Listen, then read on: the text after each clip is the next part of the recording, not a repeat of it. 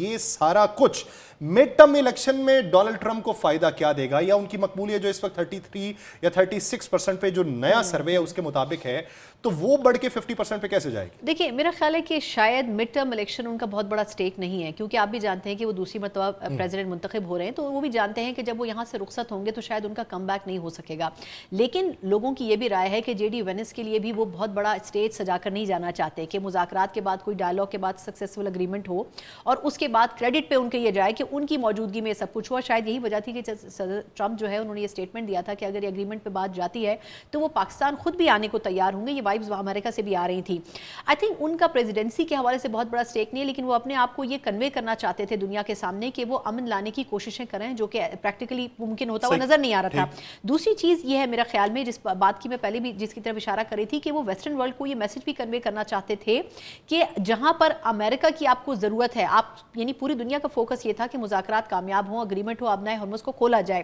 لیکن وہ اگر ممکن نہیں ہو سکا تو اس سے انڈائریکٹلی پوری دنیا ہی افیکٹ ہو رہی ہے، یورپین کنٹریز بھی، مڈل ایسٹرن کنٹریز بھی، اور ایک انڈائریکٹ پریشر ان کی طرف سے بھی امریکہ کے اوپر بلڈ اپ ہو رہا تھا. لیکن جب مشکل وقت تھا امریکہ کے اوپر یا ہے، اس میں یہ دونوں پارٹیز جو ہیں وہ ان کے ساتھ نہیں کھڑی تھی. انہوں نے تو پیسے بھی مانگی کہ یوکرین کی جنگ امریکہ کی جنگ نہیں تھی، ہم اس میں آپ کے ساتھ کھڑے تھے، تو جو ہماری جنگ ہے تو اس میں آپ، اور انہوں نے کہا کہ ہم اپنے طور پر اب فیصلے کریں گے، اب ہم بھی دیکھیں گے کہ ہم نے نیٹو میں جانا ہے یا نہیں جانا. تو میرا خیال ہے کہ ڈیبیٹ انہوں نے بہت ساری چیزوں کی کھولی ہے. لیکن اگر دیکھیں پریکٹیکلی سمجھے تو جو لوگ یہ بات کر رہے ہیں کہ یہ ون ون سچویشن کسی ایک کنٹری کی ہے، میں سمجھتی ہوں یا میری ادنا رائے یہ ہے کہ یہ کسی ایک کنٹری کی ون ون سچویشن نہیں ہے. ایران اس وقت اس جنگ میں جس اسٹیج کے اوپر ہے، اگر یہ جنگ کنٹینیو کرتی ہے تو وہ اس اسٹیج پر نہیں رہے گا. آپ کیا سمجھتے ہیں کہ امریکہ اور اسرائیل اگر اس جنگ میں دوبارہ واپس کودتے ہیں تو کیا وہ اسی پاور کے ساتھ آئیں گے؟ میرا خیال ہے کہ وہ اس کو کئی گنا بڑھا دیں گے اور وہ پوری کوشش کریں گے کہ وہ ان کے سامنے جو دشمن ہے اس کو بالکل تباہ برباد کر دیں. آپ کو یاد ہوگا ٹویٹ تو انہوں نے کیا تھا کہ وہ پوری اس کی تاریخ اور تہذیب کو مٹا دیں گے ایران کے. لیکن ایشو یہ ہے کہ ایران کو بھی انڈرسٹینڈ کرنا پڑے گا کہ اس وقت ڈائلاگ کرنا بہت ہی آئیڈیل سچویشن ہے، یہ وقت دوبارہ نہیں آئے گا. اور دیکھیں لوگ یہ بات کر رہے ہیں کہ پاکستان کا سٹیک کیا ہے، پاکستان یہ سب کچھ کیوں کر رہا ہے. پاکستان اس چیز کو انڈرسٹینڈ کرتا ہے کہ اگر اس خطے میں یہ جنگ پھیلے گی تو اس کا کہیں نہ کہیں اثر پاکستان پر بھی پڑے گا، اس کا اثر اوور آل اس خطے کی اکانومی کے اوپر بھی پڑے گا. اور سب سے بڑھ کر یہ کہ پاکستان کا سعودی عرب کے ساتھ جو اگریمنٹ ہے، اور پاکستان اب جس کو مزید اگریمنٹ کو پھیلا کر فردر آگے لے کے جانا چاہتا ہے. لوگ تو یہاں پر گلف نیٹو کی بھی بات کر رہے ہیں نا، لیکن اس پوری سچویشن میں پھر پاکستان کے لیے کسی ایک کو پک اینڈ چوز کرنا پڑے گا، جو کہ ایک بڑا ہی مشکل ایک کٹھن ڈیسیجن ہو سکتا ہے. تو آئی تھنک پاکستان، اور اس میں ایک سب سے بڑی اور چیز بھی ہے،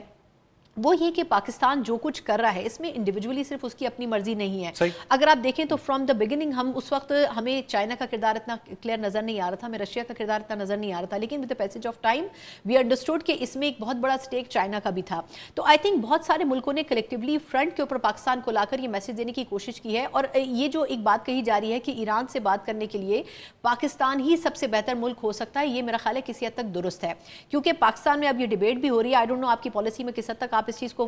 پورٹرے کر سکتے ہیں کہ پاکستان کے جو عوام ہیں ان کی ایک اپنی افیلیشن ہے ایران کے ساتھ، اور پاکستان کی گورنمنٹ جو بھی پالیسی لے کر چلے، لیکن پاکستان کے عوام جو ہیں اس پالیسی کو تبدیل کرنے کی قوت رکھتے ہیں. تو اس لیے پاکستان کے لیے بڑا ضروری ہے کہ وہ ایران کو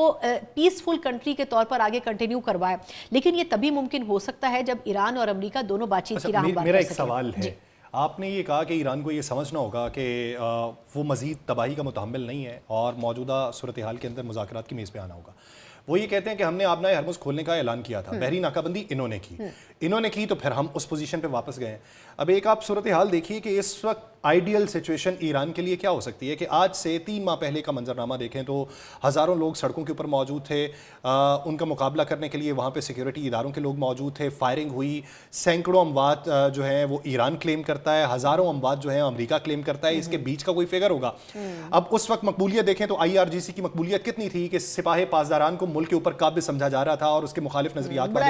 موجود تھا. بالکل. لیکن اس جنگ کے بعد جہاں پہ ایک ایسا شخص جو ہے جس کی شہادت ہوئی ہے، جن کی عمر جو تھی وہ 84 سال کے قریب ہے، یہ ایک رائے پائی جاتی ہے کہ وہ اور کتنی دیر جیتے. لیکن سوال یہ کہ ان کا نظریہ ان کی شہادت کے بعد پریویل کہاں پہ کیا؟ وہ جو ایک اینٹی پاسداران لوگ تھے وہ بھی یکجہتی ہو کے وہ ایک پورا منظرنامہ بن گیا. اب $270 بلین کا وہ کہتے ہیں ہمیں ابتدائی طور پہ نقصان ہوا، 1 لاکھ سے زیادہ ہماری عمارتیں جزوی یا مکمل طور پہ منہدم ہوئیں، ہماری ثقافت کو مٹانے کی کوشش کیسے کی گئی کہ ہمارے پلوں کو تباہ کیا گیا، ہماری یونیورسٹیز، ہمارے اسپتالوں، ہمارے اسکولوں کے اوپر حملے کیے گئے. اب اس کے بعد بعد اگر ایران 15-20 سال بھی لگا رہتا ہے اس جنگ سے پہلے تو ہو سکتا ہے وہ عوامی حمایت حاصل نہ کر سکتا ہو، لیکن اس جنگ نے وہ عوامی حمایت انہیں دی ہے۔ وہ کہتے ہیں آبنائے ہرمز کا ٹول ہمارے پاس ہے، اب اگر اس کے اوپر بھی بیٹھ کے ہم بارگین نہ کر سکے تو پھر کس دور میں جا کے بارگین کریں گے؟ اب اس پوزیشن کے اندر ایران کے پاس کچھ چھوڑنے کی وجوہات کیا ہیں؟ اچھا،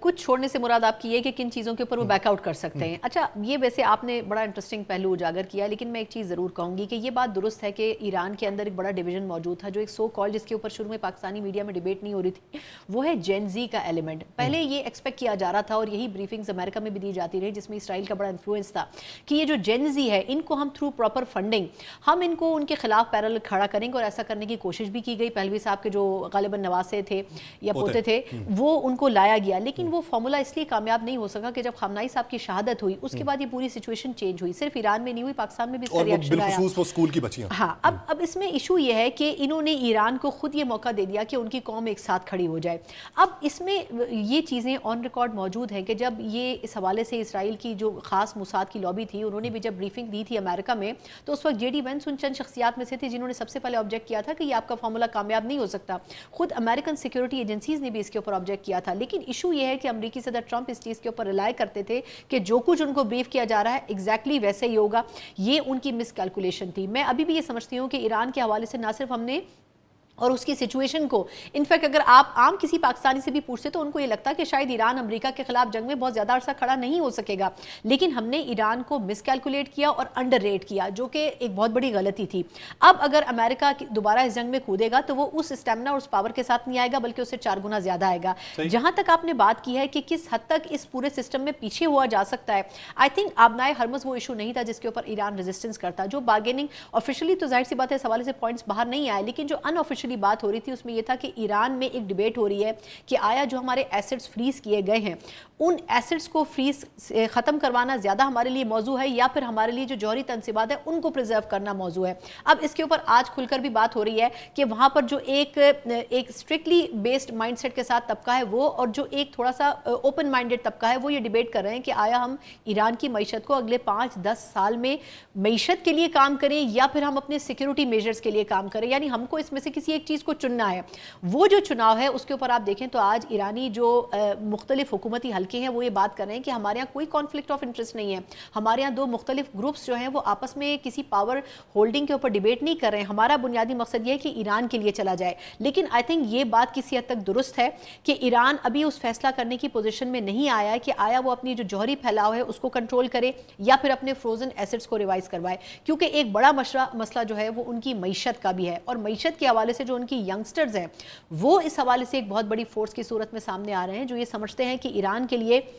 جوہری تنصیبات سے زیادہ، اور یہ وہ تمام چیزیں ہیں جو کہ آپ ان کے ایرانی جرنلسٹوں سے اگر بات کریں تو وہ یہ کوٹ کر رہے ہیں کہ اصل مسئلہ ہے ایران کی معیشت کا۔ اگر ایران کی معیشت ٹریک پر آ جائے تو شاید بہت سے مسائل ایران کے اٹسیلف ختم ہو سکتے ہیں۔